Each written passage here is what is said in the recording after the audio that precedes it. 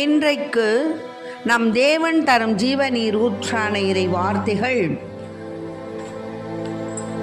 பாஸ்கா காலம் 5ஆம் வாரம் திங்கட்கிழமை.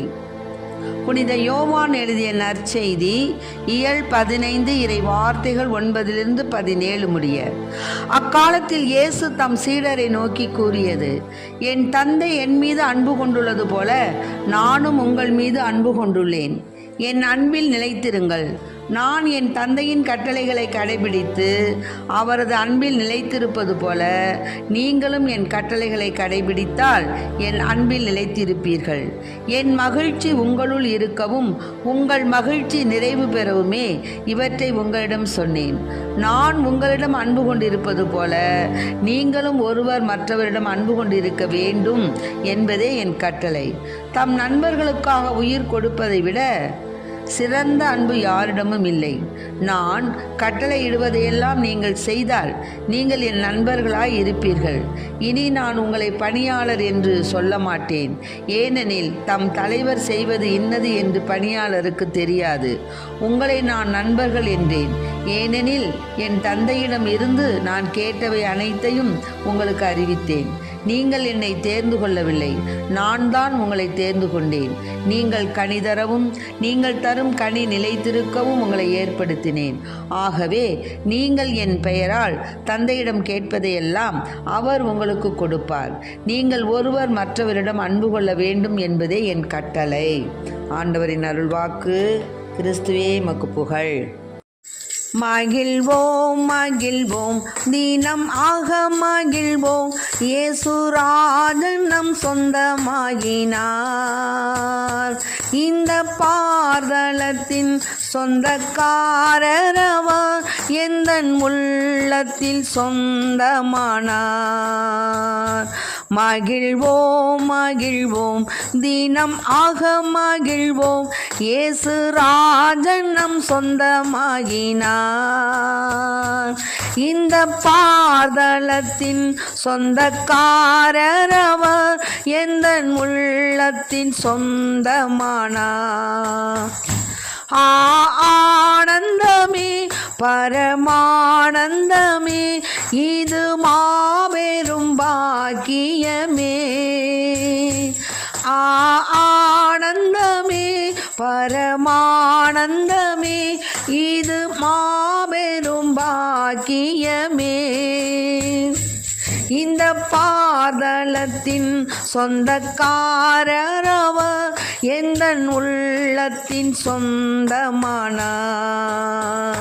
சின்னம் சிறு வயதில் என்னை குறித்து விட்டார், தூர போயினும் கண்டு கொண்டார். சின்னம் சிறு வயதில் என்னை குறித்து விட்டார், தூர போயினும் கண்டு கொண்டார். தமது ஜீவனை எனக்கும் அளித்து ஜீவன் பெற்றுக்கொள் என்றுரைத்தார். ஆனந்தமே பரமானந்தமே,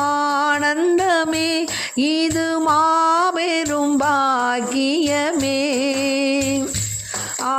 ஆனந்தமே பரமானந்தமே, இது மாபெரும் பாக்கியமே. இந்த பார்தலத்தின் சொந்தக்காரரவர் எந்தன் உள்ளத்தில் சொந்தமானார். இந்த பார்தலத்தின் சொந்தக்காரரவர் எந்தன் உள்ளத்தின் சொந்தமானார். இன்றைக்கு நம் தேவன் தரும் ஜீவநீர் ஊற்றான இறை வார்த்தைகளை கேட்டோம். அதாவது திருத்தூதர் மத்தியாசு அவர்களுடைய திருத்தூதர் இயேசு காட்டி கொடுத்ததை பிறகு தன்னை மாய்த்து கொண்ட யூதர்களுக்கு பதிலாக 12 சீடருள் ஒருவராக தேர்ந்து கொள்ளப்பட்டவர் தான் மத்தியாசு. ஆக அந்த காலத்தில் ஏசப்பா சீடரை நோக்கி சொல்கிறார், என் தந்தை என் மீது அன்பு கொண்டுள்ளார், அதுபோல் நானும் உங்கள் மீது அன்பு இருக்கிறேன், அதுபோல் நீங்களும் என் மீது அன்பாக இருக்கணும். அது அன்பாக இருக்கிறது எப்படி காண்பிக்கிறது? நீங்கள் ஒருவர் மற்றவரிடம் அன்பு கொண்டிருக்க வேண்டும் என்பதுதான் என் கட்டளை. தன் நண்பர்களுக்காக உயிர் கொடுப்பதை விட சிறந்த அன்பு யாரிடமும் இல்லை.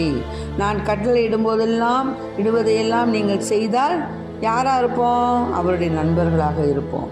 அதனால இனிமேல் உங்களை நான் பணியாளர்னு சொல்ல மாட்டேன். ஏனெனில் தம் தலைவர் செய்வது இன்னதென்று பணியாளருக்கு தெரியாது. உங்களை நான் நண்பர்கள் தான் சொல்லுவேன். ஏனெனில் என் தந்தையிடமிருந்து நான் கேட்டவை அனைத்தையும் உங்களுக்கு அறிவித்தேன். அதாவது இப்போ ஒருத்தருக்கு ஒருத்தர் நல்ல ஒரு அன்பாக இருக்கிறாங்க. தாய் தகப்பனே இருக்கும்போது என்ன செய்வாங்க? நல்லா மனம் விட்டு பேசிக்குவாங்க.